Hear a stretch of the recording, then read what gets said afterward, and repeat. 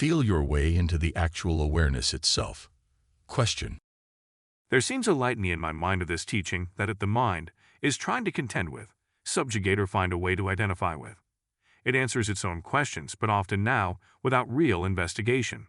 It is almost as if it knows that it cannot contend with the truth that is being revealed, so it sustains its survival by attempting to convince itself that it understands, somehow converting, possibly occasionally genuine insights into its service somehow.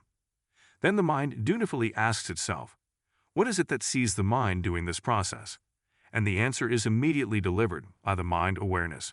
And the question drops. What has it? It seems premature, a tactic to prevent further inquiry. There seems to be an obstruction somewhere. There is a point with all of this where the reading and thinking about it become redundant and can take the focus off of the essence. The gist of it is that the mind cannot get this. There is no real need for thinking or practice at this level. The old grooves of the mind want to keep propelling us back into that old approach, and there is a sense of dull repetition and no real clarity. The intellect can grab hold of these teachings, or at least the verbal statements, and try to turn them into some goal or attainment. The words are just pointers. The mind grabs onto the words thinking that they are important. But the truth is that the mind is totally incapable of understanding any of this. It is all about a direct knowing of the principle of awareness. The word awareness is not the actual livingness, the light that is illumining thoughts. Thoughts cannot get to this because they are only objects in the awareness itself. This is more of an intuitive recognition of something that is so present and clear that if we rely on thinking, we totally miss it.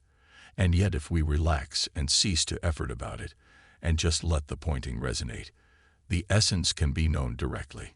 If people could have realized this through reading books and thinking about it, they would have done so already. This is why it is often useful to meet a living teacher. There is an energy or presence behind the words that cuts through the fog of the mind, and there is a resonance with what is being pointed to.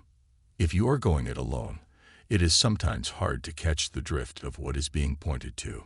Because it is overlooked, we inevitably turn back to the mind as the guide or evaluator, which is destined to fail for the reasons stated above.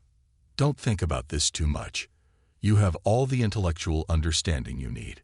You have all the exposure to words and teachings that you could possibly need. What you really need is the direct and living recognition of your true nature. This is the background of existence presence which is here now, and which is brightly aware and knowing. This has nothing at all to do with the mind. The quicker you see that the mind has no real role in all this, the better off you are, and the more directly the actual understanding opens up for you. Forget the mind. Forget the doubts. Forget the questions. Look deeply into this that is present and aware. It is vital, luminous, alive, bright, spacious, and clear. It is the empty clarity in which everything is appearing. There is nothing dull or repetitive about it. Feelings of dullness, doubt, repetitiveness, and so on only indicate that you are looking more at the mind and not the reality or your true nature. Don't despair about this. Just use it as a chance to readjust the approach and bring it more into alignment with the non-conceptual seeing.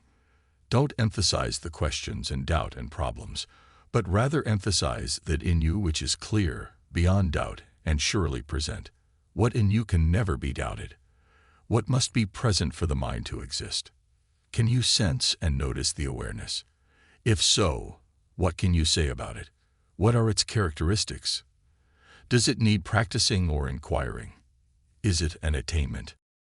You may be getting hung up due to old ideas about inquiry and practices. These are not really needed at this stage. It is a direct, immediate knowing. Practice and thinking are redundant here and can just fall away. You have a sense that awareness is the key, but there may be a sense of thinking about awareness as a concept or interesting idea. Really look at and intuitively feel your way into the actual awareness itself. It is here.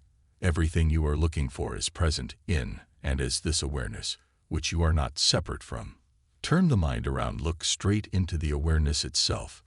Without thinking, simply going by direct experience, see what it is. This totally short-circuits the mind and leaves you in an incredibly vast and free experience, which is the awareness itself. It is free, unbounded, and clear. There is no suffering or separation in it. There is no individual to practice or inquire or realize anything at all. The mind and its struggles are like motes of dust out on the distant horizon, with no ability to impact or touch this awareness that you are. It is immensely clear and present, and has a taste all its own, utterly unconnected with the imagined person and his problems. That is what you are, in truth. Know this, and you will need no books, words, or teachings. They are all only descriptions of your true nature. To deeply recognize your real nature, without relying at all upon conceptual or intellectual thought, is the gateway to profound understanding. In the end, you discover that it is just this that is present and aware, but was overlooked due to our fixation on the thinking mind. When the focus goes off of the mind and returns to the awareness itself, things open up directly in our experience. If you catch yourself thinking about all this, just see that that is only thought appearing in the awareness itself. Don't think about awareness, but rather see it, feel it, and sense it non-conceptually. When the seeing is immediate and not run through the mind, there is a sense of bright clarity and luminous peace. It is really going on all the time, but seems to come to the forefront when recognized.